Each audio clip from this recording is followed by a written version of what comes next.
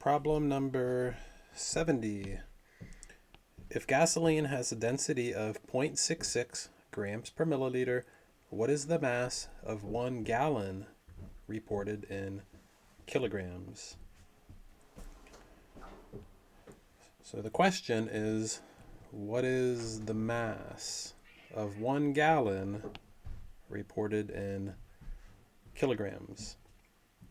Now, we are told the density right here, and we are also told, so let me just mark that density. We are also told what the volume is, 1 gallon right there. And the question is asking us for the mass.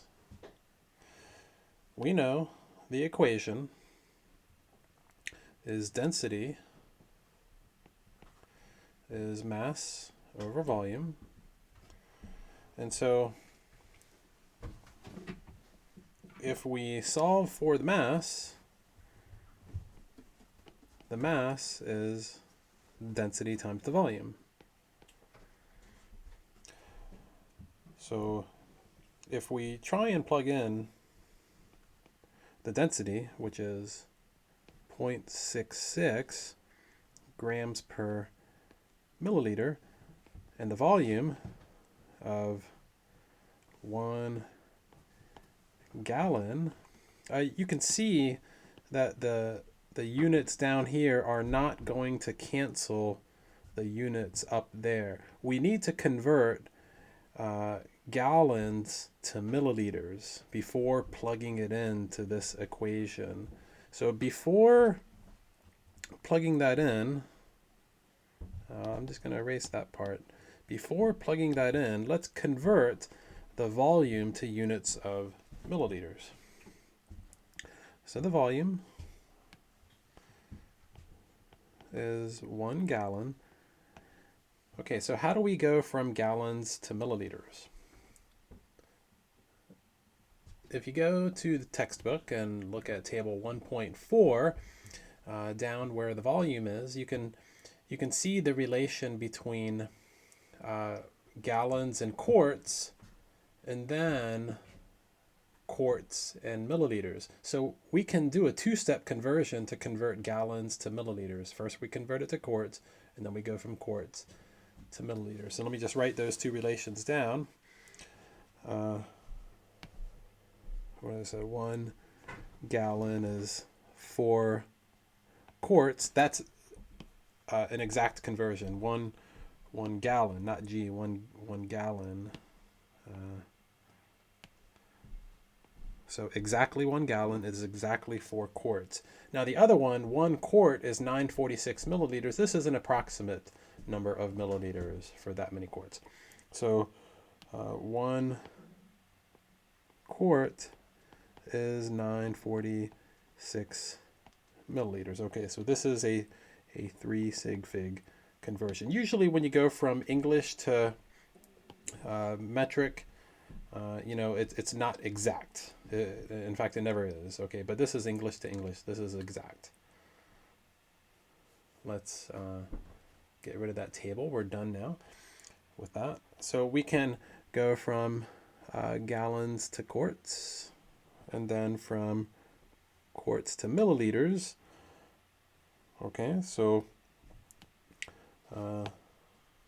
down here, let's take all this and do it down here. So the volume is 1 gallon. Okay, but let's go ahead and convert that to milliliter units. Okay, so get rid of gallon. 1 gallon is the same thing as 4 quarts, and that cancels the gallon unit. And then we can convert quarts to milliliters. 1 quart is 946 milliliters, and that gets rid of quarts. And now you have units of milliliters, which is what we were looking for. Okay, so finally we can plug this in. You can plug in, all of this right here, right there, you can squeeze it all in, or we can just calculate this on the side. Let's just calculate it on the side. So here's the calculator. So 1 times 4 times 946, and that gives us 3784 milliliters. So 3784 milliliters, and this is the correct unit. So now let's take that and plug it right back up into there. So 3784 milliliters, and you can see the milliliter units canceling off now, and we'll be left with grams. Okay, so when we do the calculation here, we'll squeeze it in right here below. So the units are going to be grams. So what's 0.66 times 3784?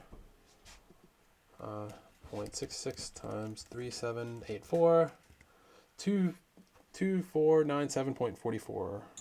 So can I fit that in there? Let me make a little bit more room. This is going to be equal to 2497.44 grams. So how many sig figs? So this is a 2 sig fig mass. This is the volume, actually 1 gallon. If you have 1 gallon you're starting with, the problem said 1 gallon, that's it. It doesn't say 1.0 gallon, it just says you got 1 gallon. So that's a 1 sig fig volume here. 1 sig fig. Dang it. I hate when we're limited to 1 sig fig. So you got 1 sig fig for the volume. This is exact, and then 3 sig fig. So you're going to be limited to 1 sig fig. So this is actually going to round down here. The 3784 is going to be a 1 sig fig. So you got 2 sig figs, and then this is going to be a 1 sig fig volume.